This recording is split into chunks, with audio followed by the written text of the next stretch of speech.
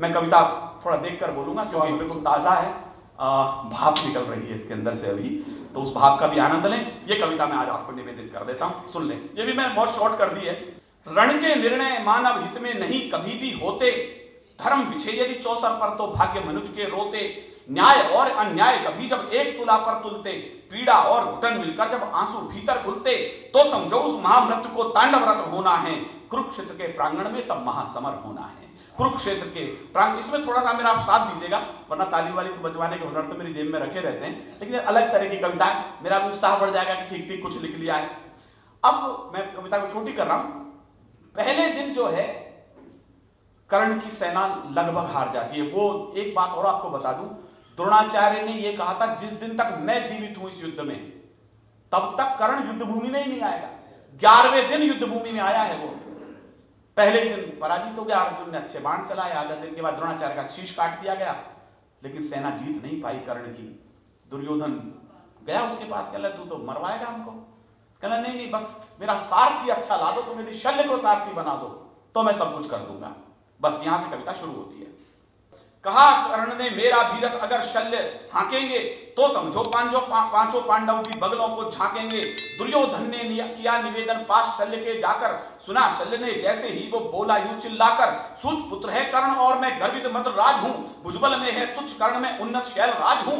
मैं उसका रथ हाकूं ऐसा समय अगर आएगा, तो फिर इस दुस्साहस का भी दंड कर्ण पाएगा। विनत सुयोधन बोले सचमुच मेरी मजबूरी है, विनत सुयोधन बोले सचमुच मेरी मजबूरी है, बिना आपके रण में उसकी जय से भी दूरी है। केशव ने भी मित्र धर्म में अर्जुन का रथ हाका, इसीलिए तो रण में उसका हुआ बाल कब बांका। अगर आप बन गए सारथी साहस ना जीतेगा, अर्जुन का वध करके ही बस कर्ण समर जीतेगा। अनुनय और विनय के आगे सदा हारती हट है। यहाँ बस एक लाइन कविता की आ गई है। अनुनय आरती हट हैं, स्वीकृतियां बन गई सहजी नाना की जो रट हैं। क्या मना लिया स्वीकृतियां बन गई सहजी नाना की जो रट हैं। शल्य कर्ण के बने सारथी जो खुद महारथी थे, रणबेदी बच गई युद्ध की शस्त्रों सहित रथी थे। लगे युद्ध में बाण बरसने तलवारें चमकी थी, गदा भीम की पड़ती थी तो धरती भी घमकी थी। अर्जुन और कर्ण के बाणों से बरसी ज्वाला सी, रणचंडी पहने जाती थी मुंडों की माला सी। एक एक कर रथी और योद्धा कट गए हजारों, सम्रांगण में गूंज रहा था स्वरबस मारो मारो। आज खून की कीमत पानी से ज्यादा सस्ती थी, कौन कर्ण के आगे टिकता इसकी ये हस्ती थी। कौन कर्ण के आगे टिकता किसकी ये हस्ती थी। किंतु शल्य के कटुवचनों को कर्ण साथ सहता था। मैं इस पर ध्यान चाहता हूं आपका। किंतु शल्य के कटुवचनों को कर्ण साथ सहता था, बाण समूह या व्यंग बाण निर्णय करता रहता था। बाण समूह या व्यंग बाण निर्णय करता रहता था। अब उन्होंने बीच बीच में हर एक एक भाई को पकड़ा छोड़ दिया, अंत में युधिष्ठिर को भी पकड़ के छोड़ दिया, और कर्ण ने उनको ताना मारा जब युधिष्ठिर को छोड़ा। हंसकर बोले कर्ण युधिष्ठिर क्यों रण में आते हो, ये बच्चों का खेल नहीं जो पीठ दिखा जाते हो। जाओ मां कुंती से कहना वचन नहीं तोड़ूंगा, अर्जुन के अतिरिक्त सभी को जिंदा ही छोड़ूंगा। लज्जित धर्मराज रणथल से साथ नकुल के भागे, और शल्य ले आए रथ को तब अर्जुन के आगे।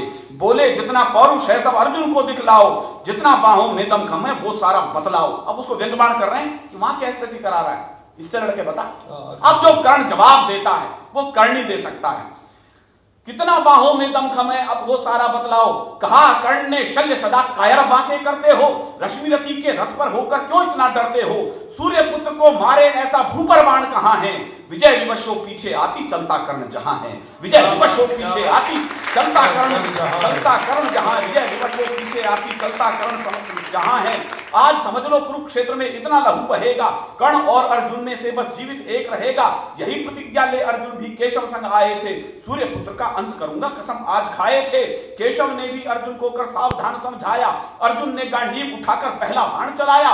राधा पुत्र समर कौशल में ना अर्जुन से कम था। मेरी कविता पर ध्यान चाहूंगा, मैंने कुंती पुत्र नहीं कहा है। राधा पुत्र समर कौशल में ना अर्जुन से कम था, निभा रहा था मित्र धर्म ना पाप पुण्य का गम था। क्या कौंतेय और राधा के सुत के बीच समर था।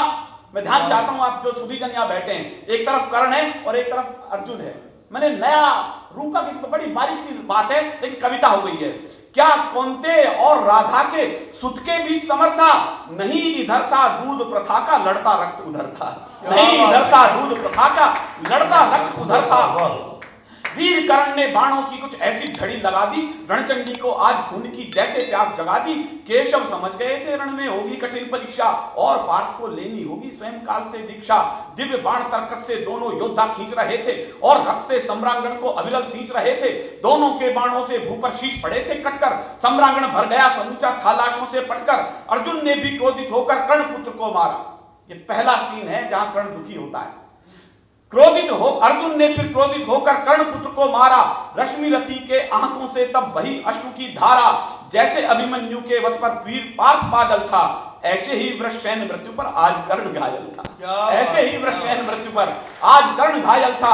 खुद कर्ण ने अर्जुन पर बाणों की वर्षा कर दी। अर्जुन ने भी दिव्यास्त्रों से दसों दिशाएं भर दी।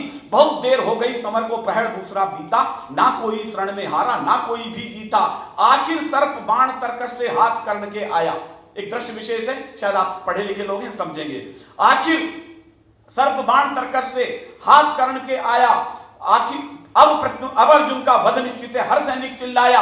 प्रत्यंचा कानों तक खींची बाण कर्ण ने छोड़ा। केशव ने रथ के घोड़ों को त्वरित दाहिने मोड़ा। घुटनों पर झुक गए अशुभस बाण कंठ तक आया, किंतु लगावे दिव्य मुकुट में प्रभु की थी सब माया। कृष्ण ने बचा लिया उसको, प्रभु की थी सब माया। प्राण बचे अर्जुन घबराए, दोनों पर अर्थ देखें आप। प्राण बचे अर्जुन घबराए, पर केशव मुस्काए। बोले पार्थ साथ में मैं हूं किंचित ना घबराए। बोले पार्थ साथ में मैं हूं किंचित ना घबराए। इधर कर्ण के संग पार्थ का ऋतुतक्षक बेटा था। आप सब जानते हैं खांडव वन दहन के समय एक सर्पणी भी बचकर जा रही थी। अर्जुन ने उस पर बाण चला दिया था। जहां कुरुक्षेत्र का युद्ध होना था, वो गर्भिणी थी। उसका एक पुत्र था जिसका नाम है तक्षक।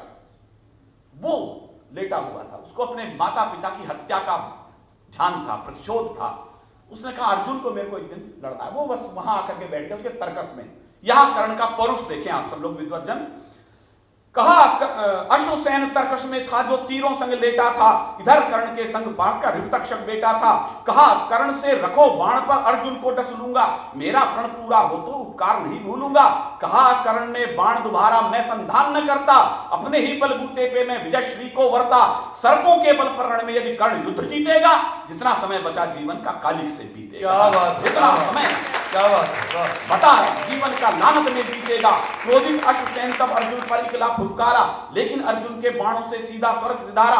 लगा युद्ध तब कर्ण और अर्जुन में फिर से होने, दोनों आतिथ थे मुंडों को रण खेतों में बोने।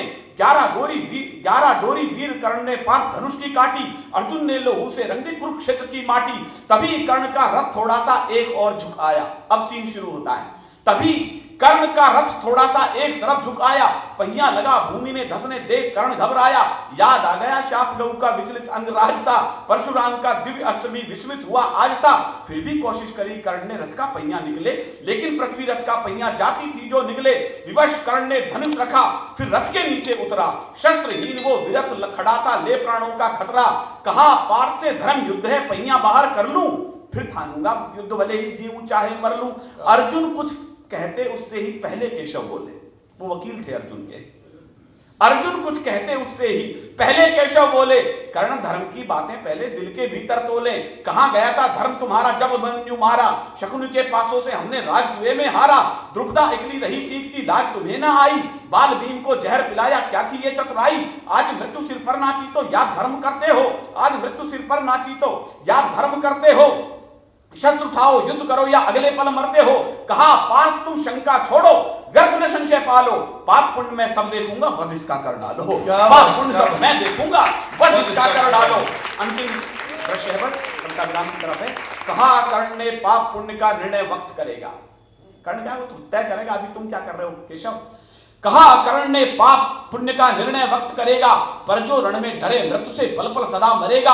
होकर विवश कर्ण ने अपना धनुष उठाया कर में, और भरी सब दिव्य शक्तियां एक एक कर कर में। कर्ण धरा पर खड़ा हुआ अंबर सा मस्तक लेकर, दुर्योधन को विजय दिलानी थी जीवन भी देकर। अब दृश्य यह है, अर्जुन रथ पर है, कर्ण नीचे खड़ा है, और 5 श्राप उसके साथ चल रहे हैं, और तब भी वो युद्ध कर रहा है। भाई योद्धा इसी का नाम है।